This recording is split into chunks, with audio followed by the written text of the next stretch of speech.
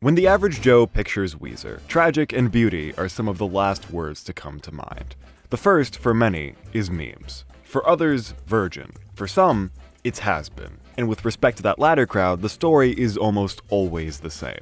They were great in the 90s, and they've sucked ever since. Now, that's an argument for another day, but it's worth pointing out that even among fans of modern Weezer, the story is often fairly similar. They were great in the 90s, they sucked for a while, they're great now. No matter what camp you fall in, this period seems to be the one most commonly disregarded. So I picture it would come as a shock to everyone when I say that the song we're discussing in today's video comes from those middle years. In the 2000s, in an album that I tore apart in my first ever video on the band. The time has finally come for me to break down the tragic beauty of Haunt You Every Day.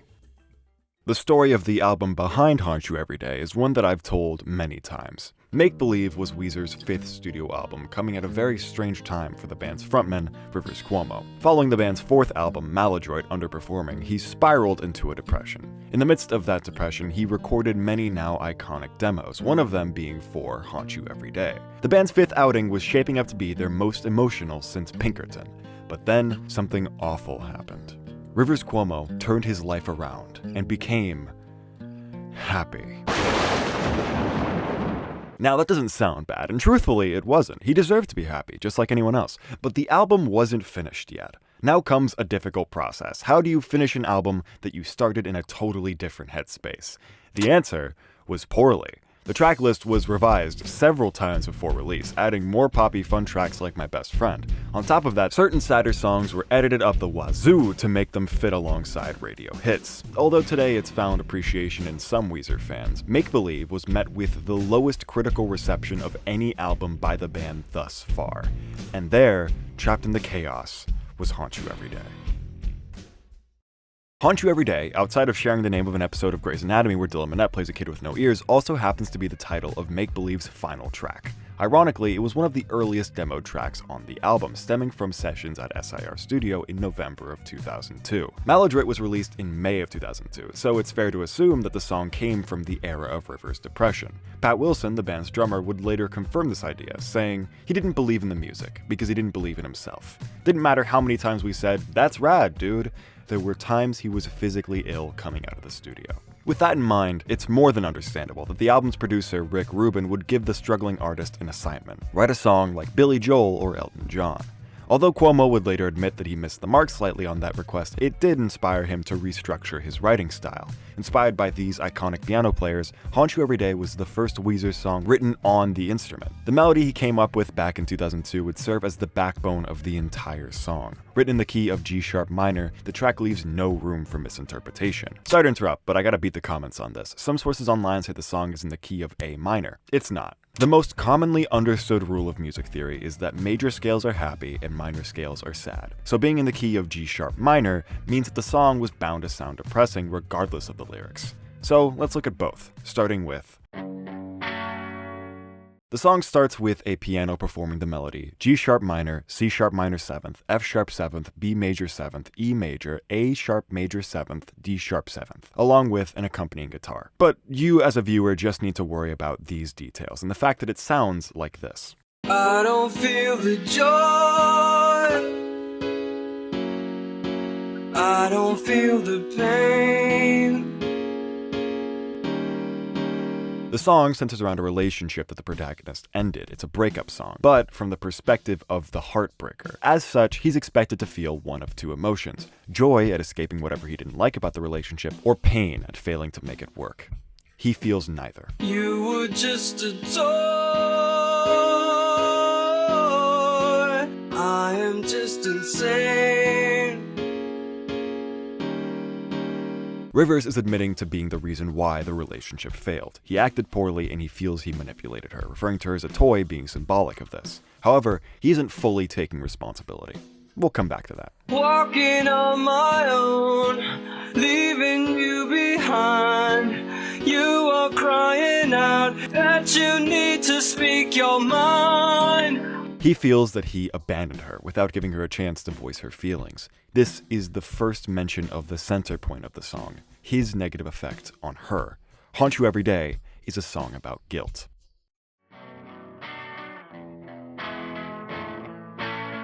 Here, the melody initially performed by the piano is replaced by Scott Schreiner's bass playing the same tune, while the guitar takes center stage.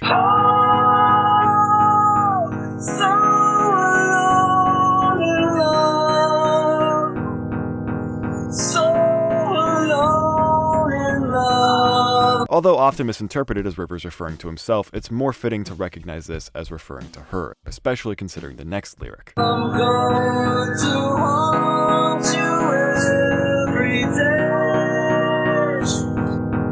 Haunt you every day. The guilt takes over here. Rivers sings these lines like he's shouting in pain. He's overwhelmed by these feelings. Cuomo handled this relationship and this breakup poorly. He believes she's still in love with him, and his memory will haunt her every day. The chorus holds even more power later in the song when it's repeated, following. The familiar piano and guitar work returns from verse 1, but the tone has shifted regardless. I am gonna kill when I need a thrill, beating at the heart till I've had my fill. Consider the line, "I am just insane" from verse 1, and combine that with what he's saying here. At first, this sounds like an admission of guilt, with him taking the blame for the downfall of the relationship. But he isn't really. Instead, he's posing the situation like it was out of his control. He's out of his mind. He believes it's in his nature to act selfishly and to hurt others around him for his own benefit. He's trying to alleviate his guilt by not fully taking responsibility for his actions. This may sound like I'm reading into it too deeply, but let's just hear the next section. When will stupid learn? Fire's gonna burn. Think of consequence, then you move when it's your turn. This line is disturbing. There's no room for doubt. He doesn't blame himself consciously or subconsciously now. He blames her. She should have known better. Somehow it was obvious this outcome would happen, and it's her fault for letting it. He compares it to putting your hand on fire. You feel the heat coming off of it, so it's your fault you got hurt. This is terrible, but terrible in a realistic way. It's a coping mechanism. In the chorus, he's howling from the guilt, and now he's trying to make himself feel better. The chorus repeating tells us it didn't work, leading us into...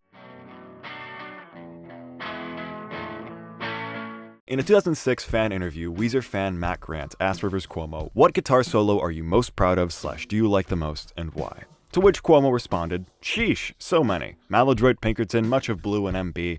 I'd have to go with OID and HYED for sheer length. Epic, epic, epic. So few people play these kinds of solos anymore." For the guitar solo of this song to be held in the same sphere of appreciation as one off the Blue album, it has to be fantastic. And truthfully, it is. It's a full 30-second long guitar solo on a rock album from 2005. That's nothing to scoff at. But rather than spend time on what's being played, I'd rather focus on what it symbolizes. I see the chorus as Rivers Cuomo succumbing to his guilt. He fully feels the breadth of his emotion, and you hear his pain. Then comes verse 2, where he tries to cope, blaming his nature or the girl herself for causing this pain. But again, the chorus comes, and again, he feels terrible. And I see this guitar solo as his breakdown, a full spiral into emotion. Meanwhile, Brian Bell's rhythm guitar plays a vital role in this section as well. Its melody is E, B, F sharp, repeat. Pretty simple, listen to it.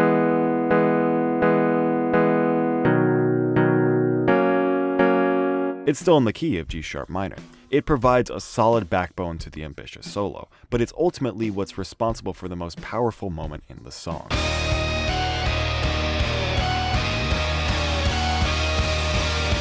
This is the emotional climax of the guitar solo. Break it down, there's 2 guitar sections. My best recreation of the lead guitar sounds like this.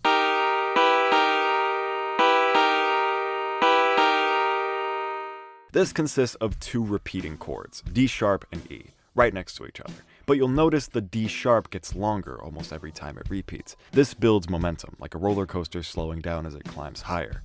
Combine that with the rhythm guitar, there are 2 even closer chords here, D sharp and D sharp 7th. This is an even smaller difference than what we see in the lead guitar, but just listen to it.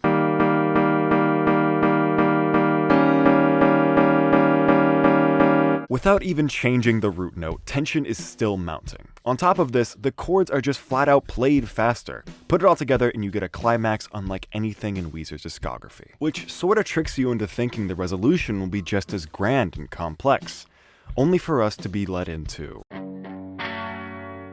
walking on my own, leaving you behind.